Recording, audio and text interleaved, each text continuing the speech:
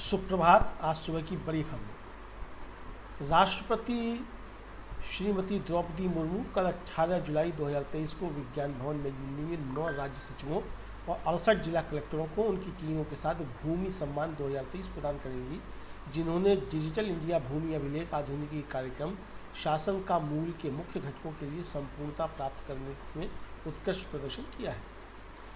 केंद्रीय गृह एवं सहकारिता मंत्री अमित शाह आज नई दिल्ली में ड्रग्स तस्करी एवं राष्ट्रीय सुरक्षा पर क्षेत्रीय सम्मेलन की अध्यक्षता करेंगे। कांग्रेस नेता जयराम रमेश ने मणिपुर हिंसा पर प्रधानमंत्री नरेंद्र मोदी की चुप्पी पर सवाल उठाते हुए कहा है कि उन्होंने दिल्ली में बाढ़ की स्थिति के बारे में 2 बार जानकारी ली है, लेकिन मणिपुर हिंसा पर उन्होंने एक शब्द भी नहीं बोला और न ही मुख्यमंत्री से बात की। साउथ कोरिया में बाढ़ से 35 लोगों की मौत हो गई है और 7,866 लोगों को सुरक्षित स्थानों पर पहुंचाया गया है। बाढ़ से निपटने के लिए सेना से भी मदद मांगी गई है। उधर यूरोप में कुछ हिस्सों में लू का प्रकोप जारी है और अगले कुछ दिनों में तापमान के रिकॉर्ड तोड़ने की संभावना है। स्पेन, फ्रांस, ग्रीस, क्रोएशिया और तुर्की के कुछ हिस्सों में तापमान 40 डिग्री सेल्सियस को पार करने के आसार हैं। भारतीय सेना के 43 जवानों की टुकड़ी ने कल मंगोलिया के लिए प्रस्थान किया। यह सैन्य दल द्विपक्षीय संयुक्त अभ्यास नोमैटिक एलिफेंट 23 के 15वें संस्करण में भाग लेगा। इस सैन्य अभ्यास का आयोजन आज 17 जुलाई से आगामी 31 जुलाई 2023 तक मंगोलिया के उलान बटार में निर्धारित है। उत्तर प्रदेश अल्पसंख्यक कांग्रेस के अध्यक्ष शहनवाज आलम ने कहा है कि देश में बढ़ती सांप्रदायिक विभाजन और मणिपुर की हालिया ईसाई विरोधी हिंसा पर यूरोपियन यूनियन द्वारा चिंता व्यक्त किया जाना मोदी सरकार की विभाजनकारी नीतियों के कारण भारत की आंतरिक स्थिति के बिगड़ते जाने का परिणाम है। अमेरिका के अलास्का प्रायद्वीप क्षेत्र में 7.2 तीव्रता का भूकंप आया, जिसके बाद सुनामी की चेतावनी जारी की गई है। पहाड़ों से लेकर मैदानी इलाकों तक बारिश का कहर जारी है। उत्तराखंड और हिमाचल प्रदेश समेत मौसम विभाग ने अगले 24 घंटों के लिए देश के 20 राज्यों में भारी बारिश का अलर्ट जारी किया है। वहीं हिमाचल में हाल ही में आई आपदा के बाद आज फिर मौसम विभाग ने अलर्ट जारी किया है।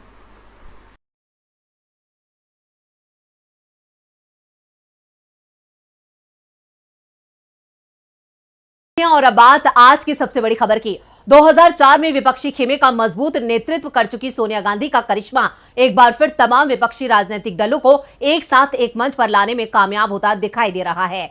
बेंगलुरु में होने वाली विपक्षी दलों की बैठक के लिए 24 दलों ने अपनी सहमति दी है। देखते हैं ये रिपोर्ट। देश की सियासत में आने वाले 2 दिन 17 और 18 जुलाई बेहद महत्वपूर्ण हैं, क्योंकि इस दिन बेंगलुरु में विपक्षी गठबंधन की बैठक होनी है। 24 दलों को न्योता भेजा गया है और सभी ने आने की पुष्टि कर दी है। 2004 में विपक्षी खेमे को मजबूत नेतृत्व प्रदान कर चुकी सोनिया गांधी का करिश्मा एक बार फिर विभिन्न राजनीतिक दलों को एक साथ एक मंच पर लाने में कामयाब होता दिखाई पड़ रहा है।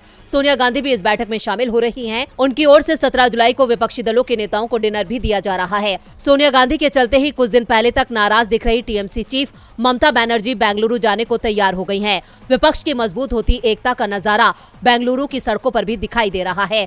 हर तरफ विपक्षी दलों के बड़े नेताओं के होर्डिंग्स और कटआउट दिखाई दे रहे हैं। पूरा बेंगलुरु शहर विपक्षी एकता के पोस्टर और बैनरों से पटा पड़ा है। ऐसे में ये बैठक देश की राजनीति की दिशा और दशा बदल सकती है, क्योंकि इस बार विपक्षी दलों की बैठक में सीट शेयरिंग के मुद्दे पर भी बात होगी। किस राज्य में कौन सी पार्टी लीड करेगी, इसकी तस्वीर भी साफ हो सकती है। विपक्ष सभी सीटों पर साझा उम्मीदवार खड़ा करने पर एक मत बनाने में सफल हुआ तो इसे कांग्रेस और सोनिया गांधी की बड़ी सफलता मानी जाएगी और फिलहाल इस ओर बात बनती भी दिखाई दे रही है। बैठक में इस बार राज्यवार चर्चा होगी, साथ ही विपक्षी गठबंधन और उसके संयोजक के नाम पर भी मोहर लगने की पूरी संभावना है। वैसे सीपीआई के महासचिव डी राजा ने गठबंधन के नाम का संकेत पहले ही दे दिया है। विपक्षी गठबंधन का नाम पैट्रियोटिक डेमोक्रेटिक अलायंस पीडीए यानी देशभक्त लोकतांत्रिक गठबंधन हो सकता है। संयोजक पद को लेकर फिलहाल बिहार के सीएम नीतीश कुमार का नाम सबसे आगे माना जा रहा है। सोनिया गांधी के नेतृत्व में मजबूत होते विपक्ष ने बीजेपी की चिंता बढ़ा दी है। शायद यही वजह है कि अब बीजेपी अपने रूठे साथियों को मनाने में जुट गई है। बीजेपी ने भी विपक्ष को जवाब देने के लिए 18 जुलाई को दिल्ली में एनडीए की बड़ी बैठक बुलाई है। क्या है पूरी खबर, देखते हैं ये रिपोर्ट। पिछले 9 सालों में एनडीए से एक के बाद एक पार्टियां अलग होती गई, लेकिन बीजेपी ने इसकी चिंता नहीं की। उल्टा अपने सहयोगियों को बार बार नाराज किया। कई दलों ने अपमानित होकर एनडीए छोड़ा, लेकिन अब 2024 के लोकसभा चुनाव में बीजेपी की नाव फंस गई है। विपक्ष की मजबूत घेराबंदी ने बीजेपी को बैकफुट पर धकेल दिया है। पटना के बाद बेंगलुरु में विपक्ष की होने वाली बैठक से साफ हो गया है कि विपक्षी दल इस बार बीजेपी पर भारी पड़ रहे हैं। हाल देखकर बीजेपी को अपने पुराने सहयोगियों की याद आने लगी है। पार्टी उन्हें बनाने में जुटी है। यूपी में सुबह सपा चीफ ओपी राजभर को साथ लाने के लिए पीएम मोदी तक को सक्रिय होना पड़ा। अमित शाह ने खुद राजभर से बात की तो आरएलडी चीफ जयंत चौधरी को मनाने में भी बीजेपी के दिग्गज जुटे हुए हैं, लेकिन जयंत ने साफ कर दिया है कि वो विपक्षी गठबंधन के साथ है। 5 साल पहले बीजेपी से अलग हुई तेलुगु देशम पार्टी को भी एनडीए में लाने की कोशिश गृह मंत्री अमित शाह करने में जुटे हैं। तो तमिलनाडु की मुख्य विपक्षी पार्टी एआईएडीएमके के सामने भी बीजेपी झुकती दिख रही है। 3 साल पहले कृषि कानूनों के खिलाफ बीजेपी का साथ छोड़ने वाली अकाली दल को भी अब एनडीए में शामिल करने की कोशिशें हो रही है। साफ है कि जिन पार्टियों की जरूरत अभी तक बीजेपी को नहीं दिख रही थी, अब बीजेपी उनके शरण में जा रही है। विपक्षी गठबंधन की बढ़ती ताकत को देखते हुए 18 जुलाई को बीजेपी ने एनडीए की बैठक बुलाई है। इसमें कई छोटी पार्टियों को न्योता दिया गया है, लेकिन जिन दलों पर बीजेपी दांव लगाने की कोशिश कर रही है वो अपने अपने राज्यों में बेहद कमजोर हो चुके हैं और विपक्षी गठबंधन के सामने टिकते नहीं दिख रहे हैं। ऐसे में मजबूत विपक्षी एकता का सामना लोकसभा चुनाव में एनडीए कैसे करेगा, इसे लेकर बीजेपी में चिंता दिख रही है। विपक्षी दलों की बैठक के जवाब में एनडीए की इस बैठक से बीजेपी के डर को साफ देखा जा सकता है। इधर राहुल गांधी के देसी अंदाज ने भी बीजेपी को डरा दिया है। आज राहुल गांधी का एक वीडियो सामने आया है जिसमें वो किसानों के साथ नजर आ रहे हैं और क्या कुछ खास है इस वीडियो में, देखते हैं ये रिपोर्ट। खेतों में ट्रैक्टर चलाते, किसानों से बातें करते और उनके घर पर खाना खाते कांग्रेस नेता राहुल गांधी का वीडियो सामने आया है। उन्होंने अपने ट्विटर से जो वीडियो शेयर किया है वो हरियाणा के सोनीपत के खेतों का है। इसमें राहुल किसानों के साथ खेतों में काम करते हुए भी दिख रहे हैं। उन्होंने ये भी बताया है कि उन्होंने खेतों में धान की रुपाई की। राहुल ने अपने ट्विटर हैंडल पर यह वीडियो शेयर किया है।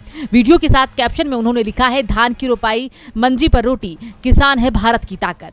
इस दौरान राहुल ने कहा कि सोनीपत हरियाणा में मेरी मुलाकात 2 किसान भाइयों संजय मलिक और तस्बीर कुमार से हुई। वो बचपन के जिगरी दोस्त हैं जो कई सालों से एक साथ किसानी कर रहे हैं।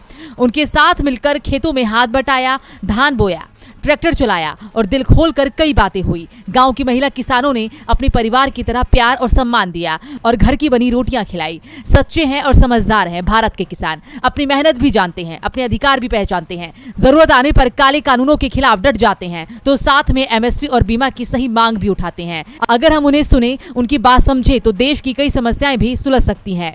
नौकरी चाहिए बच्चा ने, बिना रिश्वत कोई नौकरी नहीं देगा। पैसा ले मुझे, हमने भी एक बदली दिखा दी। आपका काम घर? मेरा तो घर ही नहीं है, मेरा सरकार ने घर ले लिया। ले लिया? हाँ। तो फिर सरकारी दिखा दियो।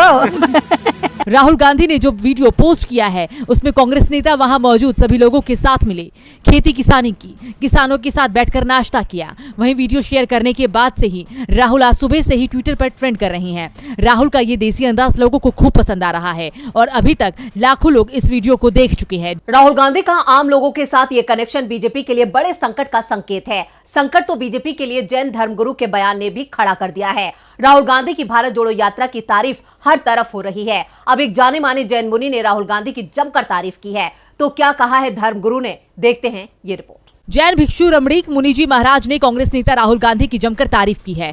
जैन मुनि की वीडियो पर कांग्रेस प्रवक्ता सुप्रिया श्रीनेत ने प्रतिक्रिया व्यक्त की है। इस वीडियो में जैन मुनि राहुल गांधी की 4000 किलोमीटर लंबी भारत जोड़ो यात्रा के लिए उनकी प्रशंसा करते हैं और उन्हें एक बुद्धिमान व्यक्ति बताते हैं। जैन मुनि ने वीडियो में कहा है कि राहुल गांधी के बारे में मेरे विचार उनकी 3000-4000 किलोमीटर चलने की तपस्या को देखने के बाद बदल गए हैं। मैं सोचता था कि वो आदमी देश के बारे में गंभीर नहीं है और उनके दर्द को नहीं समझते, लेकिन सच कुछ और ही है। मैं देख रहा था कि कैसे एक बूढ़ा आदमी भारत जोड़ो यात्रा के दौरान राहुल गांधी की ओर दौड़ता हुआ आया। जैसे ही वो करीब आया उसने गांधी के पैर के ऊपर उल्टी कर दी। अगर कोई और आदमी होता तो बिना रुके पीछे हट जाता, लेकिन गांधी वैसे ही खड़े रहे।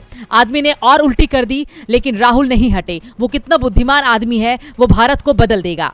वही जैन भिक्षु रमणीक मुनिजी महाराज का राहुल गांधी का तारीफ करने वाला वीडियो को सुप्रिया श्रीनेत ने अपने ट्विटर हैंडल पर शेयर किया है। उन्होंने लिखा है कि राहुल जी की तपस्या और विचारधारा देखकर मेरे विचार बदल गए। क्या स्थितप्रज्ञ आदमी है, ये भारत को बदल कर रख देगा। रमणीक मुनिजी महाराज @राहुल गांधी नहीं बदले हैं, वो हमेशा से ऐसे ही थे। करोड़ों रुपए खर्च करके उनकी छवि को बिगाड़ने की साजिश अब ध्वस्त हो गई है। आखिर सूरज और सत्य को कौन छुपा सकता है। राहुल गांधी की बढ़ती लोकप्रियता से मोदी सरकार परेशान है। वहीं कांग्रेस और केजरीवाल की एकजुटता ने भी मोदी सरकार को परेशान कर दिया है। दिल्ली अध्यादेश को लेकर कांग्रेस पार्टी और आम आदमी पार्टी एकजुट हो गए हैं। केंद्र के अध्यादेश के खिलाफ कांग्रेस अब आम आदमी पार्टी को समर्थन देने जा रही है। इस एकजुटता से मोदी सरकार को जोरदार झटका लगा है। साथ ही संसद के मॉनसून सत्र में भी बीजेपी की मुश्किलों में इजाफा हो गया है। क्या है पूरी खबर, देखते हैं ये रिपोर्ट। मिशन 2024 में जुटी कांग्रेस बीजेपी को मात देने के लिए अपनी हर रणनीति को सोच समझकर अंजाम दे रही है। कांग्रेस में लगातार बैठकों का दौर जारी है। इस बीच आज मोदी सरकार को झटका देते हुए कांग्रेस ने बड़ा ऐलान किया है। कांग्रेस ने विपक्षी एकता को मजबूत देते हुए दिल्ली के सीएम अरविंद केजरीवाल को केंद्र के अध्यादेश के खिलाफ समर्थन देने का ऐलान कर दिया है। कांग्रेस संगठन के महासचिव केसी वेणुगोपाल ने मीडिया से बात करते हुए कहा, मुझे लगता है कि आप कल बैठक में शामिल होने जा रही है। जहां तक अध्यादेश दिल्ली में सेवाओं के नियंत्रण पर सवाल है, हमारा रुख बिल्कुल स्पष्ट है, हम इसका समर्थन नहीं करने जा रहे हैं। केंद्र के अध्यादेश के खिलाफ कांग्रेस के समर्थन पर आप सांसद राघव चड्ढा ने ट्वीट कर लिखा है, कांग्रेस ने दिल्ली अध्यादेश का स्पष्ट विरोध करने की घोषणा की है।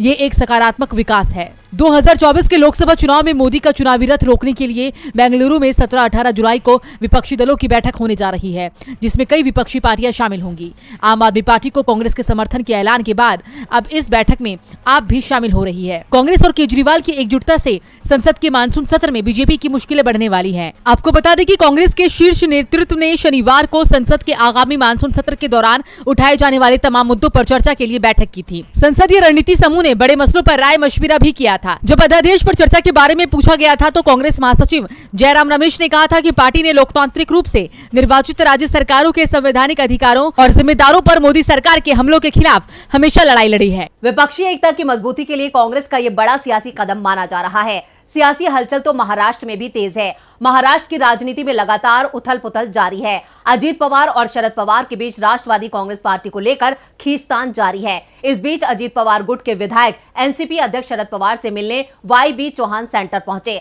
अचानक अजीत गुट के विधायकों का शरद पवार से मिलना हैरान कर देने वाला है, जिसको लेकर सियासी गलियारों में कयासों का बाजार गर्म हो गया है। क्या है पूरी खबर, देखते हैं ये रिपोर्ट। महाराष्ट्र में सियासी हलचल तेज है। पहले शुक्रवार को अजीत पवार अपने चाचा शरद पवार से मिलने पहुंचे थे। आज अजीत पवार गुट के कई नेताओं ने मुंबई के वाई.बी. चौहान सेंटर में शरद पवार से मुलाकात कर राजनीतिक सरगर्मी बढ़ा दी। एनसीपी चीफ से मुलाकात करने वालों में महाराष्ट्र के उप मुख्यमंत्री अजीत पवार, प्रफुल्ल पटेल, छगन भुजबल, दिलीप वलसे पाटिल और दूसरे नेता शामिल रहे।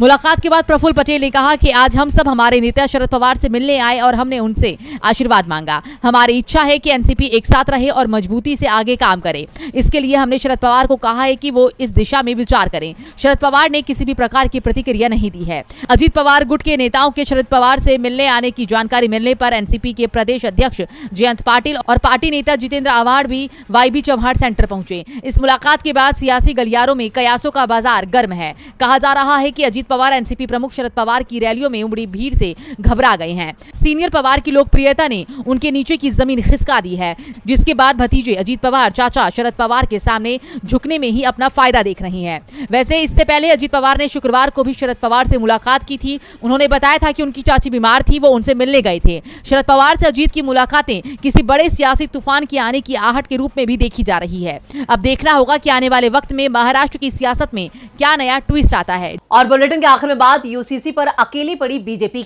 बीजेपी के लिए यूनिफॉर्म सिविल कोड की राह आसान नहीं होने वाली है। मुस्लिम समुदाय तो शुरुआत से ही विरोध में है, लेकिन अब कई राज्यों ने भी इसका विरोध शुरू कर दिया है। एनडीए की सहयोगी पार्टी ने भी यूसीसी को लेकर विरोधी रुख अख्तियार कर लिया है। तो कैसे अपने ही जाल में फंस गए पीएम मोदी, देखते हैं ये खास रिपोर्ट। यूनिफॉर्म सिविल कोड लागू करने की बात करने वाली बीजेपी अब इस मामले में अकेले पड़ती नजर आ रही है। यूसीसी को लेकर देश में हो रहे विरोध में बीजेपी के सहयोगी दल भी शामिल होते जा रहे हैं। इन दलों में अब तमिलनाडु में बीजेपी की गठबंधन सहयोगी पीएमके भी शामिल हो गई है। पीएमके का कहना है कि यूसीसी राष्ट्र एकता और विकास के खिलाफ है। पीएमके अध्यक्ष डॉक्टर अबुमणि रामदास ने 22वें कानून आयोग के अध्यक्ष को खत लिखकर बताया है कि उनकी पार्टी यूसीसी का विरोध क्यों कर रही है। पूर्वोत्तर में बीजेपी के सहयोगी दल नेशनल पीपल्स पार्टी के चीफ और मेघालय के सीएम कोनार्ड संगमा ने यूसीसी को लेकर 30 जून को बयान दिया था कि समान नागरिक संहिता भारत के वास्तविक विचार से विपरीत है। ये देश के लिए सही नहीं है। भारत एक विविधतापूर्ण देश है, विविधता हमारी ताकत है। वहीं नागालैंड में बीजेपी की सहयोगी नेशनलिस्ट डेमोक्रेटिक प्रोग्रेसिव पार्टी ने समान नागरिक संहिता का विरोध किया है। एनडीपीपी ने कहा है कि ये कानून भारत के अल्पसंख्यक समुदायों और आदिवासी लोगों की स्वतंत्रता और अधिकारों पर नकारात्मक प्रभाव डालेगा। पंजाब में बीजेपी की सहयोगी रही शिरोमणि अकाली दल ने भी यूसीसी का विरोध किया है। शिरोमणि अकाली दल के दिल्ली स्टेट चीफ परमजीत सिंह शर्मा ने कहा कि भविष्य में किसी भी तरह के गठबंधन की सोच से पहले बीजेपी को यूसीसी को सिरे से खारिज करना होगा। उन्होंने कहा कि बिना कोई मसौदा सामने रखे लॉ कमीशन धार्मिक संस्थानों से समान नागरिक संहिता पर सलाह कैसे मांग मांग सकती है। आपको बता दें कि विधि आयोग ने यूसीसी पर प्रतिक्रियाएं देने की समय सीमा 28 जुलाई तक बढ़ा दी है। विधि आयोग ने नोटिस में कहा है कि विभिन्न क्षेत्रों से प्राप्त अनुरोधों को देखते हुए संबंधित हितधारकों से विचार और सुझाव प्राप्त करने के लिए समय सीमा को 2 हफ्ते और बढ़ाने का फैसला लिया गया है। आयोग ने 14 जून को प्रतिक्रियाएं मांगी थी। प्रतिक्रिया भेजने की 1 महीने की समय सीमा शुक्रवार को खत्म हो गई, जिसके बाद इसे बढ़ाया गया। इससे साफ है कि पीएम मोदी यूसीसी के दाव से देश में धार्मिक ध्रुवीकरण को बढ़ावा देना चाहते थे, लेकिन अब उनके अपने ही साथ छोड़ रहे हैं, जिससे पीएम मोदी अपने ही जाल में फंस